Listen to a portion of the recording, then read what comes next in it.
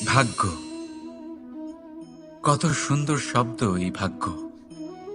কিন্তু যতটা সুন্দর ঠিক ততটাই রহস্যময় এই শব্দ। কখন কি হবে কেউ জানে না। লোকে বলে যে ভাগ্যে যা লেখা আছে তার চেয়ে বেশি কিছুই পাওয়া যায় না, তার চেয়ে কমও কিছুই পাওয়া যায় না। নিয়তির যা রচনা তা কখনো মোছা যায় না। কিন্তু কেউ এইটা বোঝে না যে নিয়তি আপনার কর্মের দ্বারা বদলায়। যদি আপনি শুভ চিন্তা করেন, শুভ কর্ম করেন, তাহলে নিয়তি আপনার সাথে খারাপ কিছু হতেই দেবে না। কখনো আকাশে পাখিদের দেখুন, তারা কখনো ভাগ্যের উপর নির্ভরশীল হয় না। যতই ঝড় আসুক, যতই তীব্র হাওয়া দিক, ঘুরতে থাকে, একটা জিনিস জড়ো করে নিজের সৌভাগ্য, নিজের বাসা নিজেই তৈরি করে। নিজের সন্তানের জন্ম দেয়, তাকে লালন পালন করে, নিজেই তাকে উড়তে শেখায়, কখনোই ভাগ্যের উপরে নির্ভরশীল হয় না সে। এই বিষয়টা আমাদেরও শিখতে হবে। তাই মনে রাখবেন, আপনার ভাগ্য নিয়তির লিখন নয়। আপনার ভাগ্য তাই যেটা আপনি দিনের পর দিন আপনি নিজেই লেখেন। কিছু নিজে পরিশ্রম করে, কিছু নিজের ভাবনার জোরে। রাধা রাধা। মানুষের স্বভাব হলো যে সে সবসময় নিজে বলতে চায়, কারুর কথা শুনতে চায় না। কিন্তু তার এই স্বভাব তাকে এক বিশাল বড় জ্ঞানের থেকে দূরে সরিয়ে রাখে, সামনের মানুষের ব্যক্তিত্বের জ্ঞানের থেকে দূরে। তাই যদি আপনি কাউকে চিনতে চান, কাউকে বুঝতে চান, তাকে থামাবেন না, শুধু বলতে দিন। কারণ একজন ব্যক্তির ব্যক্তিত্ব লুকিয়ে থাকে তার কথার মধ্যে, আর তার আসল পরিচয় লুকিয়ে থাকে তার শব্দের পেছনে। বলতে দিন, আস্তে আস্তে আপনি সব বুঝতে পারবেন। এটাই তফাৎ হলো একজন সাধারণ মানব আর একজন মহামানবের মধ্যে। এক যে কাউকে বলতে দেয় না, আর এক যে সবার কথা শুনে। তাহলে সিদ্ধান্ত আপনার, আপনি কি সাধারণ হতে চান না অসাধারণ? কারণ এই ভবিষ্যৎ আপনার। রাধা রাধা। ভাগ্য আর কর্ম, এই দুই এমন শব্দ যাকে ঘিরে সমগ্র সংসার। কেউ বলে আমার ভাগ্যে এটা ছিল না, যা পেলে আমার জীবন অন্যরকম হতো। কেউ বলে আমার গত জন্মের কর্ম নিশ্চয়ই এমন ছিল, যে কারণে এই জন্মে এরকম ভাগ্য পেয়েছি আমি।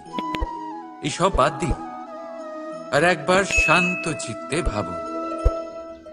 আপনি বুঝতে পারবেন যে ভাগ্য আর কর্ম এই দুই এই জন্মের।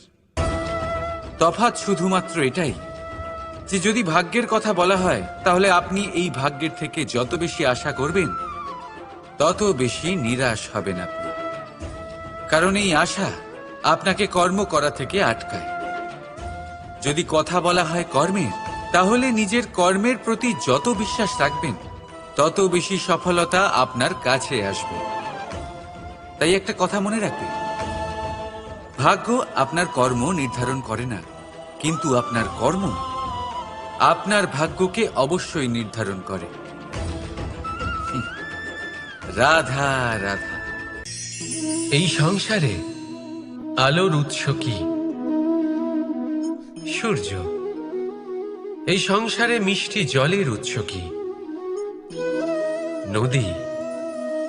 এই সংসারে উচ্চতার প্রতীক কি হয়? হিমালয় পর্বত। আমরাও জীবনে এরকমই হতে চাই, সূর্যের মতো তেজস্বী হতে চাই, নদীর মতো পূজনীয় হতে চাই, হিমালয় পর্বতের মতো উচ্চতা লাভ করতে চাই। সব ঠিক আছে, কিন্তু তার জন্য আমরা কাজ কি করি? যদি এরকম আমরা হতে চাই, তাহলে সবার আগে সূর্যের মতো নিজেকে উজ্জ্বল করুন। সূর্যের সব থেকে বেশি আলো নিজের অন্তরে থাকে। নদীর মতো নিজের পথ নিজেই তৈরি করুন। পাথরের সাথে ধাক্কা খাওয়ার পরেও থেমে না যাওয়া শিখুন। হিমালয় পর্বতের মতো উচ্চতা লাভ করতে হলে সেটার মতো অটল থাকতে শিখুন। একটা কথা অবশ্যই মনে রাখবেন, নিজেকে জ্বালাবেন, তবেই সংসারকে আলোকিত করতে পারবেন। রাধা রাধা। প্রতীক্ষা, প্রয়াস, এই দুই জীবনের অভিন্ন অঙ্গ। দেখতে গেলে আমরা জীবনে কারোর না কারোর প্রতীক্ষা অবশ্যই করি।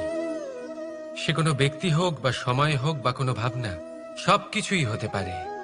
আর দেখতে গেলে সব সময় কেউ না কেউ কিছু প্রয়াসও করে চলেছে। যেমন সাফল্য আসার প্রতীক্ষা, বিফলতা যাতে না আসে তার জন্য প্রয়াস, সুখ আসার প্রতীক্ষা, দুঃখ যাতে না আসে তার জন্য প্রয়াস। এবার প্রতীক্ষা আর প্রয়াসের মধ্যে এক ঘনিষ্ঠ সম্পর্ক রয়েছে, আর তা হলো যিনি প্রতীক্ষা করেন তিনি ঠিক তাই পান যা একজন প্রয়াস করা ব্যক্তি পেছনে ফেলে আসে। তাই প্রতীক্ষা নয়, প্রয়াস করুন। এই প্রয়াসের মধ্যেই সুখের চাবিকাঠি রয়েছে। রাধা রাধা।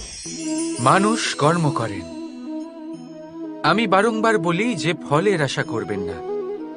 তাও মানুষ কোথাও না কোথাও নিজের কর্মের বদলে কোনো না কোনো ফলের আশা অবশ্যই রাখেন। কখনো তিনি সফল হন, কখনো অসফল। সেই জন্যই আমি বলি যে ফলের আশা কখনো রাখবেন না, কারণ সাফল্য বা অসফলতা মনের মধ্যে রাখলে কখনো কোনো লাভ হয় না। যদি সাফল্য মনের মধ্যে রাখেন তাহলে অহংকার জন্ম নেবে।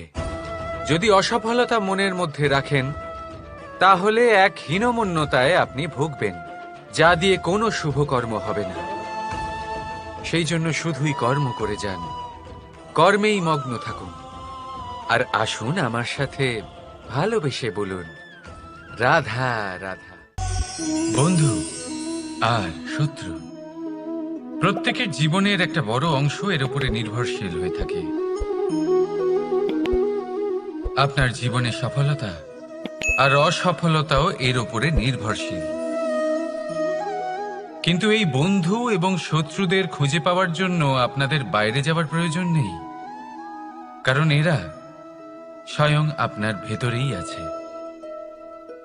আপনি যদি বিনম্র থাকেন, যদি আপনি নিরন্তর প্রয়াস করতে পারেন, তাহলে আপনার কোনো বন্ধুর প্রয়োজন নেই।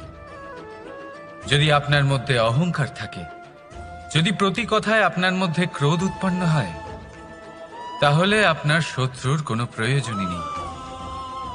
নিজের অন্তরের এই বন্ধু ও শত্রুকে চিনুন, আর আমার সাথে ভালোবেসে বলুন, রাধা রাধা।